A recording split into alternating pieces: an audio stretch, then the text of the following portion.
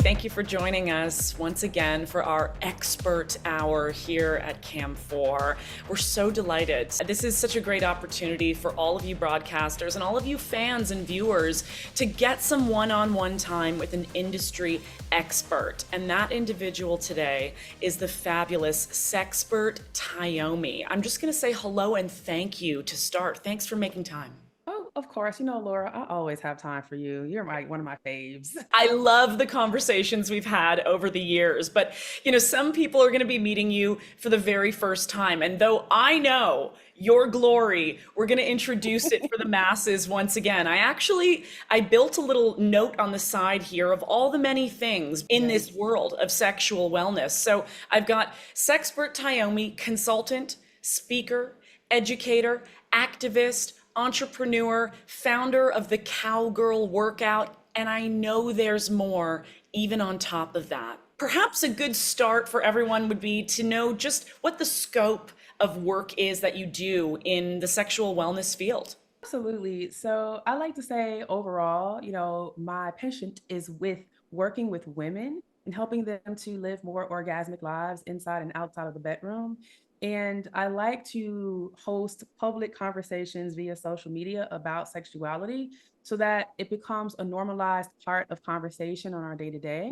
And I really enjoy helping people to just deepen their experiences with pleasure across the spectrum of pleasure, not just even sexual pleasure, but pleasure outside of the bedroom too, sensual, emotional, and spiritual, because it all plays into sexual pleasure as well. Outside of sexual health, I'm also an intimacy coordinator for film and television. So when there are scenes of nudity or intimacy, I'm the one that goes in to make sure that the closed set protocols are adhered to and that the actors' boundaries are maintained while also upholding the creative vision that the director has for the project, and that every department head knows exactly what they're doing on the day of the shoot so that everything can run smoothly, to create consensually based sets outside of the coaching with the Cowgirl Workout and coaching one-to-one with people and doing intimacy coordinating. I also coordinate the Exotica Expos seminar series. So we do 4 shows a year in the US, and every single last class and speaker that comes to the show to speak to our attendees for free, I am the one that handpicks those people and handpicks those classes for a 3-day seminar schedule. And I also speak on that seminar series as well at all 4 shows. So, I keep myself quite busy. There's 2 things I want to pull out from what you just said. One of them being very early on, you like to host these conversations on social media. An impossible game in so many ways. Not to say it's no reason to do it, but we know censorship is almighty. But the second highlight I want to put out here is just, I'm having this visual of Atlas holding up the world on his shoulders. It sounds like almost every position, pun intended, possible in the field of sexual wellness. How on earth did this come to be? What was the initial igniting flame in your world that said, I want to pursue making a difference in our world's sexual lives? So it all started with a conversation I had with my dad. And at the time, this was like back in 2000, I was modeling at the time and like mostly just acting and stuff like that. And my dad was like, well, you're getting some success in this and that's really great, but your writing skills, you are such a prolific writer. You need to be writing. I don't care what you write about, just do something, right? And blogging was like the big thing at that time. And so I decided to start a blog. And at first I started with fashion, but I was like, I don't really feel like that's as impactful as I would want it to be. Even though fashion has an impact, I was like, oh, there's something more. I started just thinking about topics that I know a lot about and I could talk about and not get tired of talking about. And I was like, oh, sex, because I had already studied sex. In my teenage years, I was studying like the physiological parts and psychological parts and tantra and stuff. And then when I started having sex, I started experimenting with a lot of these things and just learning and talking to my doctors and stuff. So always very curious about it. So when I thought about the things that I was going through as a woman, I was like, who do I talk to?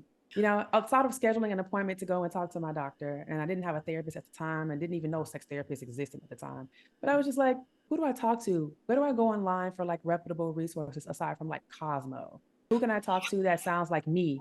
And so I was like, you know what? I'm just going to start a sex blog. And so that's what I did. And this was before like the big boom around like sex blogging and being a sex coach or intimacy coach or whatever. So it was the wild, wild west. YouTube was just getting started. Twitter was just getting started. There was no TikTok. There was no Instagram.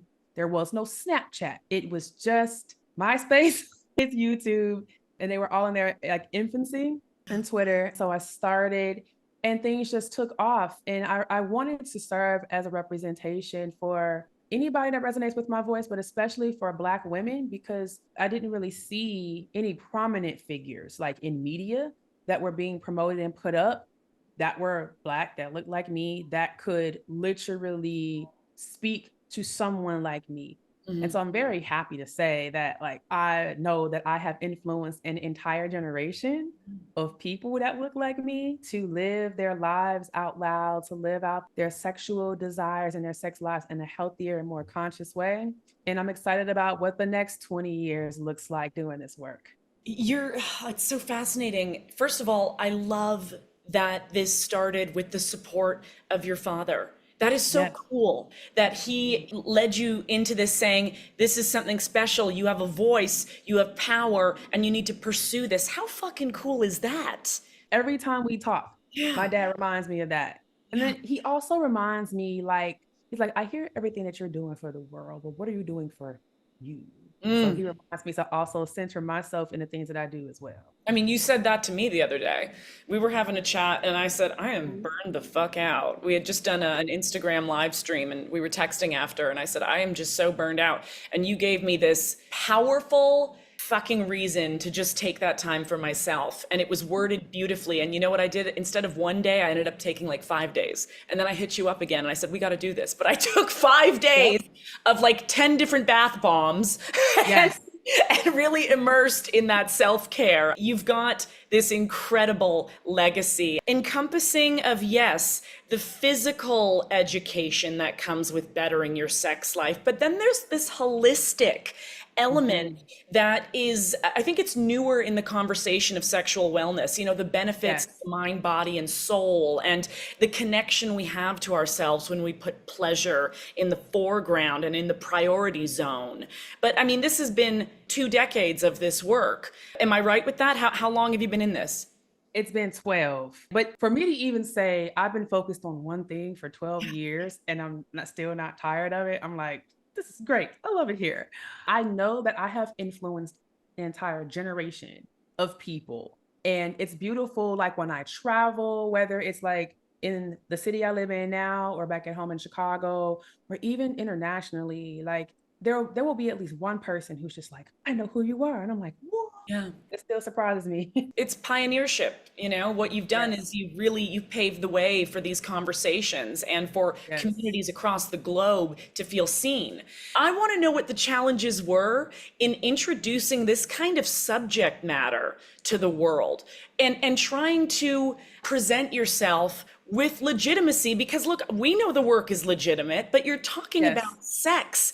And in our modern day, it's a lot more acceptable to talk about sex. But even 12 years ago, when you're at your start, what were those challenges bringing this to the masses? Oh man. So I will say this, surprisingly, it took off very quickly and people were paying attention. And the thing that they were the most interested in was that someone who is attractive was like writing these things and saying these things and they had validity. And some people, I would say more so like doctors and stuff would try to like debase some of the things that I'm saying, but people we're like, this beautiful woman is like saying all these things. I can't believe this. How do you know about this? How old are you? Like just questioning how I could possibly know so much about sex, right? And then I think with me being attractive, because the images that people had typically seen of like sex educators were like older white women or Yep. older white men. So having this beautiful Black woman come and talk, then it was also like sometimes pushback where I would get, attacked by trolls or what we call now incels. Back then, we didn't have a name for them, but just like it was mostly men who were upset that I was talking about these things and they would try to like argue with me. And so back then, when I had more time on my hands, I Mm. used to go toe to toe with them because I am quite witty and I'm very good with my words. And so if you clap back through keys, please understand me. I will clap right back through those same keys. Okay. This was in the infancy of podcasting as well. Mm. I started getting internet radio interviews and terrestrial radio interviews. I was actually very surprised that people were interested in what I had to say and they were interested in knowing more. And I was really surprised and still am surprised at how much people don't know. Because, like me living in my world and what I do know, and there's so much more for me to know too. So I'm always like a student of life and a student of this subject matter. But what I know and what I find to be normal, average things for me is like so far ahead than like the average person. So I find myself having to like revisit topics, reintroduce the same topic, but in a different way, Mm. because people don't necessarily retain things the same way. They might hear the conversation or see the conversation happening and it doesn't hit them then, but then it will hit them at another time. So the challenges have really just been protecting myself online from people who would seek to attack me because they have their beliefs about women and women's sexuality and where women stand with that. And I have had to be fierce, and I'm okay with that. I'm okay with that. Does that stigma still exist today for you? Do you find that you're still in a challenging standoff where you have to remind them the validity of your work? No, and honestly, I feel very blessed because even from the beginning of my career, I didn't have to fight hard for anybody to feel like what I was doing was valid. Because when they would hear me speak, the way that I speak is I speak with authority and I speak with clarity and I speak with confidence. Yeah. So if you do decide to come up against me, then you know that you're going to be ready for some type of rebuttal or a debate. And because I had my blog, glamorotica101.com, and then I started writing for other publications, those things validated me in a way. And because the average person doesn't even know that someone like me exists, it's very fascinating to them. And every single time I tell somebody what I do, they're always like, "Do you have a card?" It hasn't been much pushback for me. Mm. And that has been a huge blessing that I've had a lot of businesses and even individualized people who wanted to book me for things come to me Mm. because they heard me on a podcast or they read an article that I written or they saw me on TV. What I'm hearing is that how we present ourselves is Yes, everything. it That's is. especially when you are in this entrepreneurial stance and you are fighting a stigmatized fight. Let's be honest. Sex education is a crisis. Sexual comfort is a crisis, especially in America. Earlier, you said that people are amazed. And, we can be in a bubble when we are in sex positivity. So, what does it say about society that you, as a sex positive person, and them as just a regular civilian, are at such a distance in sexual comfort? It lets me know that America has no interest in really investing deeply in a standard general education around sexual health. We're not just talking abstinence education and STI prevention. We're talking about the full spectrum, sexual identity, gender identity, and pleasure. Pleasure is not a part of the curriculums that do exist on the state level for sex education because there is no federal regulation for sex ed. They leave it up to each state, and then each state leaves it up to each district for the schools. So there's a lack of information, and then there's just ill information Yeah. out there. And it makes me feel sad on one hand because I'm like, dang, some people will never have the information that they need because they don't even know where to go look for it. But then it also excites me because I'm like, ooh, I have the opportunity now to impact more people. So when I meet somebody who doesn't know me or doesn't know what I do, or they don't know that someone like me exists, I'm like, how? In educational moments, teacher glasses, like, you know, I try to stay on the optimistic high side of things. I'm just like, you know what? Let me put you on to something. And it always surprises me, but reminds me of how impactful I can be Mm. when somebody asks me, especially men, like, well, what can you teach me about sex? And I hate, it's like, you know, when somebody's like, I'm a comedian, and then they're like, tell me a joke. Classic. Yo, that happens to me all the time where I say, I'm a sex coach. Oh, well, teach me something. Oh my God, are you serious? And so, like, the other day this happened, and I just said something very simple, which was just slow down and be aware. Mm. And he was like, huh, you just Mm. taught me something, which in my mind, I'm like, I thought everybody knew that. No, they don't. They don't. They don't. And they're not being told that. So it's like, we are so behind. Yes, yes. We are so behind generally. Immense erotophobia as a very massive issue. And even in a Yeah. modern world of such amazing advancements, at the same time, it's just there's such deep rooted erotophobia, which is preventing, I would even say, overall happiness for individuals. There's so much about leading a happy, joyous, complete life in being able to investigate and know yourself as a sexual being as well, even if that means you are an asexual being. You know, there's a liberation in that. I'm curious, how do you stay up to date? Where are you doing your research to stay as informed as possible? I definitely look at other experts in the field and what they're talking about. And some of them are very academic and research forward. So I will pay attention to their pages and see what new studies they're, you know, talking about. Then I'll go and read those studies.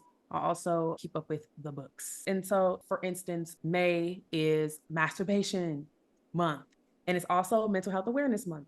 And so, what I will do then is take those two things and I will go and do research around like the impact of mental health on sexuality, right?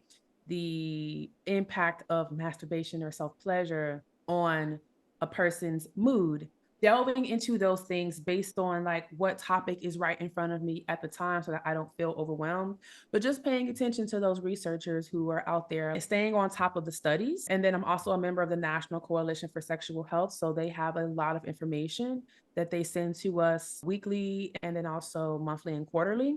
So staying on top of those things as well. It's amazing how many intersections our life meets with sex.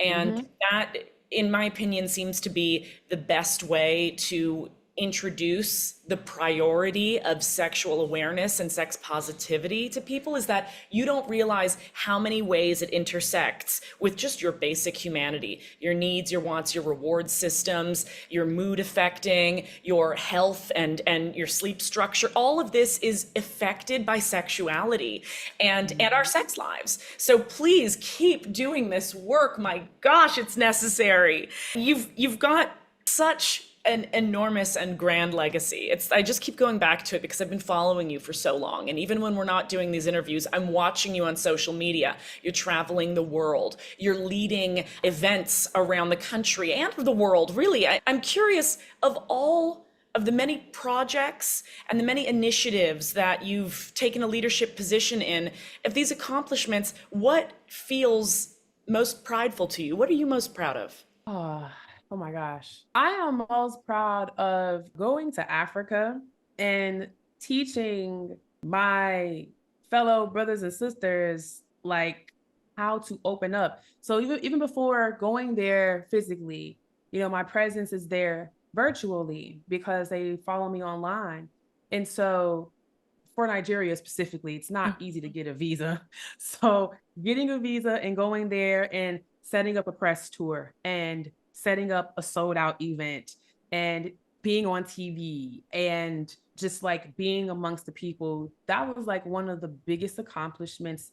And then also going to Kenya, because my original trip to Kenya was in 2020. And the day the entire world shut down was the day of my flight. And so I told my clients over there, I'm going to come and I'm going to do a class for you. I promise you this. And so going there in 2023, last year, It was such an amazing experience to have not only one, not only two, but three sold out events. And shout out to my friend Kaz Lucas for helping me put that together, because she's also a sex educator in Kenya on the ground doing this work. And it's not easy to do that work in Kenya, especially when it's so close to Uganda, and Uganda has its own like things around sexuality, especially with queer people. So I'm very proud of that, to have an international following and to be able to travel and touch those people, not only in Africa, but in the UK and in the Caribbean and everywhere else that I've traveled. And it just feels really good knowing that thanks to the technology of the internet, I have been able to touch lives all over, and I'm welcomed wherever I go, as long as there's no laws against what I do.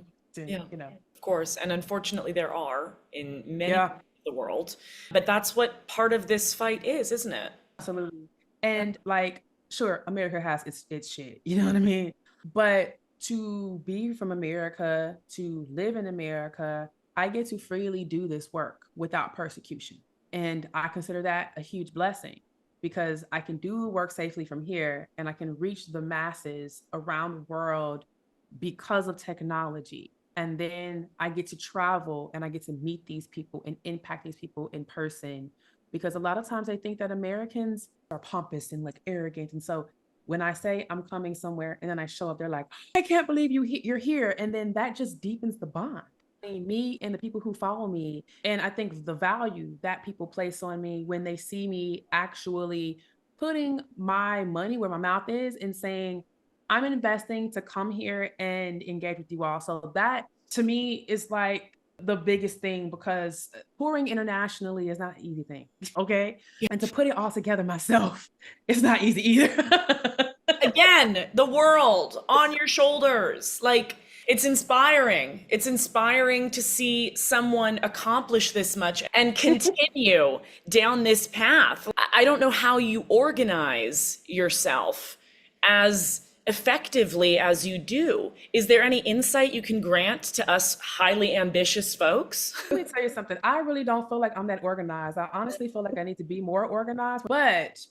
what I do for the most part is like, if I am working on a particular project, I will make sure that I complete all the tasks in that project before moving on to another one. And I have a whiteboard like right in front of me right here. So there's no telling me like what I need to focus on.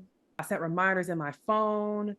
And, I'm really getting to the point of being really nuanced. And this is actually helping me with my mental health, being very specific about what I'm going to post, what I'm going to produce, how it's going to be produced, like having it all like written out so that I have clear direction to be able to execute and execute it quickly. So like I'll be the first to say, like, yeah, I'm not perfect. I'm definitely improving in the structure of my business. But so far, it's literally just been me saying I want to do a thing, sticking to it, and seeing it through until the end. God, that ain't no small thing though, babe. Especially saying, I'm going to go to Nigeria. I'm going to go to Nigeria and I'm going to do this class, because I almost got scammed. Like, oh my gosh. It speaks a lot to me for me about sisterhood, because I connected with other women in Nigeria who do similarly to what I do as far as being a sex coach. And they were more than happy to help me find a venue, bring me on their podcasts or their TV shows. This is community, and this is what I love. And I will say, like, it's been women who have really helped me and supported me and propped me up throughout my career. To women who open up their pocketbooks and they invest in themselves to learn more. They're the ones that actually hear the call to action and they take action more quickly than men. If it's like some salacious stuff like my OnlyFans or something like that, of course, they're going to be like, where do I sign up? But when it's something that's like literally for self improvement, women are there. And then all of these, like, female coaches and therapists who have just been so willing to listen to me and help me. And shouts out to Dr. Laura Berman, because I saw her on Oprah before I even started this work. And she really inspired me. And so I used to like quote her a lot. I used to like reference her a lot. And I remember two of her colleagues coming to see one of my seminars at Exotica early on in Chicago. And they were like, Dr. Laura would be so proud. Like, she wanted to be here, but she couldn't be here. And I was just like, so I'm so proud of that, and proud to be a beacon Yeah. for people, to show them like what life can look like when you own your sexuality and when you own who you are. And then you just do what you say you're going to do, and you do it, and it's successful and it's impactful, and you can keep rinsing and repeating, right? So I do got to pat myself on the back because I've done some amazing things and a lot of things that I have forgotten that I've done. And I'm like, "Ugh, Because you're going fast. going fast is not even like like everything has sped up since like 2017 in my opinion, and we're like operating in light years now, I swear. I want you to press a little more on something you just started there at the end. It sounded like we were about to talk about how life gets better with sex positivity. Let's make this a direct Yes. to anyone watching and listening, direct from sexpert Tyomi here. How does life improve with sex positivity? So if you think about sexuality in itself, it is at the core of who we are. And no matter what your identification is, when you can embrace that, you literally have a master key. Because there's so many entities in this world that is trying to suppress our sexuality or our awareness around it. And you have to ask yourself, why is that? It's because this is a very powerful aspect of who we are. Sexual energy is creative energy. It is the sexual energy and the combining of the two bodies in the act. And then, of course, the cells coming together that created these bodies that we live in, that our souls have inhabited and brought us into this physical world. So, being able to own the feelings around that, the desire for sexual connection, even just like the fantasies that we have or the feelings that we have about ourselves and how we present as sexual beings. This thing is also creative. And even if you're not interacting with people physically, the fact that you can use your sexual energy as a creative springboard to literally propel your ideas and your desires into the collective consciousness and the ethers so that it can manifest, that's powerful in itself. But you don't know that you can do that if you don't even know the spectrum of what exists when it comes to our sexuality and our sexual well-being, even with people who are virgins, right? Or people who decide to be like celibate lifelong, they too still want to be acknowledged. They too still want to interact in the conversations because this is at our core, like a core pillar of who we are in our humanness. And so being able to feel comfortable with the conversations, being able to feel comfortable with expressing how you feel and how you want to identify, it just helps you along in life in this human experience so much easier. And when you don't feel pressed around sex, like not having it or being judged negatively for how you want to show up in your gender identity or in your sexual identity, you feel like you can move throughout life with more peace and ease. I know that's how I feel, at least. Like there is a level of confidence and self-awareness that I have, knowing that I can either keep my sexual energy to myself and use it as creative energy to attract things to me in life that I want to experience, or I can use that sexual energy to connect with other light beings who are just like me, who are going to pour into me and fill me up with good energy, right? Because we generated so much good pleasure. And not only are we going to have a great experience in that moment, but I'm going to leave there feeling like I just took like 5 Adderalls or whatever. Like, I'm gonna leave there feeling like I'm energized, like I'm ready to take on a day and do whatever, because our bodies literally get all these beautiful, wonderful, delicious chemicals get released into the bloodstream. It literally can be a physical and a mental reset. So, like, I am just here to advocate for people to love themselves, to seek out pleasure in every aspect of it, especially sensual pleasure, because sensuality and sexuality are parallel. They're not the same. People often make them synonymous things, but if people could just learn to advocate for their pleasure, life gets better across the spectrum. Again, whether you're having sex or not, whether you're a sexual person, asexual person on the spectrum, it doesn't matter. You advocate for your pleasure and intimacy, life is good. Yeah. You just took us from the cellular to the spiritual. And if that doesn't give you this whole grand picture of what life could be with this embrace of sexuality, then I honestly, I don't think I've heard it worded more beautifully. Maybe Audre Lorde, but I don't know if I've heard it worded more beautifully. Tyomi, this one's going to be direct to our broadcasters, these brave and brilliant people that are turning on their cameras on CAM4 and they are working hours, marathons on CAM. You know, you've got this thing called the cowgirl workout. It happens to Absolutely. be one of the coolest curriculums and really like uplifting systems of getting women confident to get on top and not just Yes. get up there, but to get that pleasure while they're at it. I'd love for you Yes. to tell our broadcasters how to maybe save some aches and pains when performing some of these very sexy scenes on cam. Stay hydrated because your muscles will let you know that you're dehydrated because they will ache and then you'll start to pop and creak. Also, stretch. I cannot push this enough. Stretching is going to help your muscles to not only be more relaxed and limber, but it'll prevent some of those aches and pains that you feel.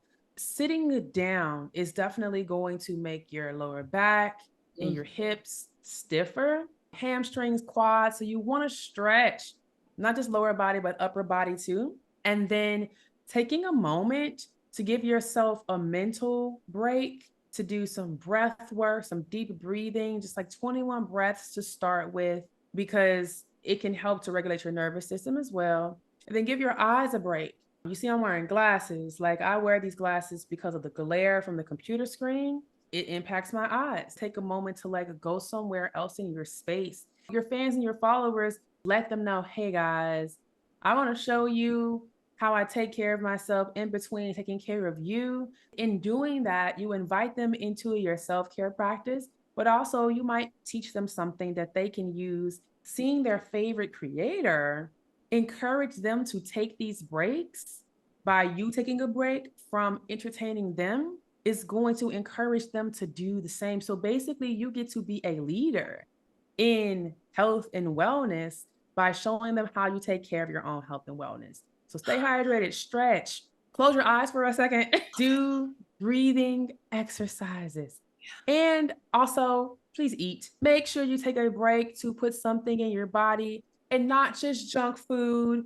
Please, like live foods like some leafy greens, you know, some vegetables, some fresh fruit, fresh and live foods that can also help you with your water intake and just help you stay vibrant and sexy on camera. So yeah, that's my advice for creators. And you know, I'm right there with you because sometimes I can sit in this chair for 7 hours straight, and I'm like, girl, get up, stretch every hour. It's not just for long plane rides, okay? If you're on cam sitting, even if it feels comfy at first, get up, move. My goodness, we've unearthed so much wisdom with you today. Thank you for all of this. I want all of our viewers, listeners, to quickly get something to write with because Tyomi's going to let us know what's coming up and, of course, where to connect. Absolutely. So I'll be doing a few spot dates in person for the Cowgirl workout.